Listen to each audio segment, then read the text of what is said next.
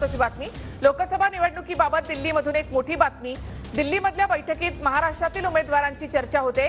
भाजपकडून राज्यातील काही उमेदवारांच्या नावांवर चर्चा झालेली आहे।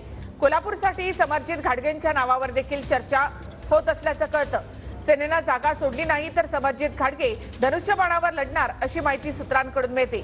सांगलीतून संजय काका पाटलांना उमेदवारीची शक्यता आहे, तर पुण्यातून मुरलीधर मोहोळ यांच्या नावाची देखील शक्यता आहे। बीडमधून पंकजा मुंडे यांच्या नावावर चर्चा करण्यात आली आहे।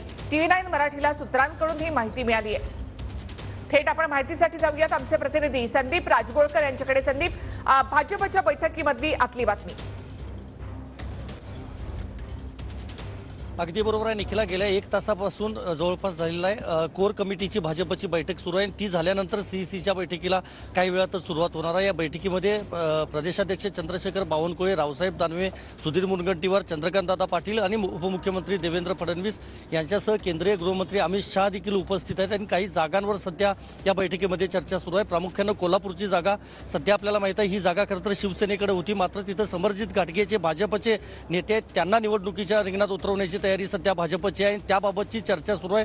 जर एकनाथ शिंदे यांच्या पक्षानं जागा सोडली नाही तर समरजित घाटगे हे भविष्यात शिवसेनेचे उमेदवार असू शकतात। पलीकडे सांगलीचा विचार केला, आजच चंद्रहार पाटील हे महाविकास आघाडीचे उमेदवार म्हणून त्यांच्या नावाची घोषणा होऊ शकते। त्यांनी प्रवेश केलेला आहे शिवसेनेमध्ये। त्यांच्या विरोधात विद्यमान खासदार संजय काका पाटील हेच भाजपचे उमेदवार असणार आहेत।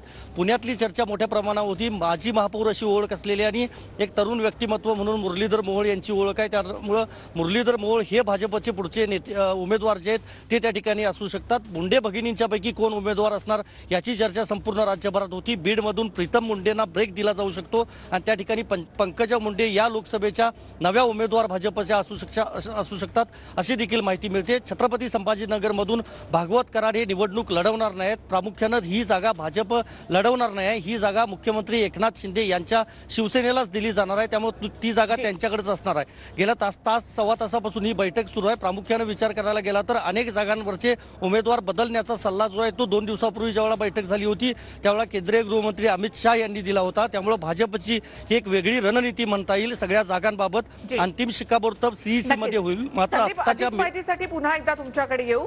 तुर्तास धन्यवाद। आणखी एक महत्त्वाची बातमी।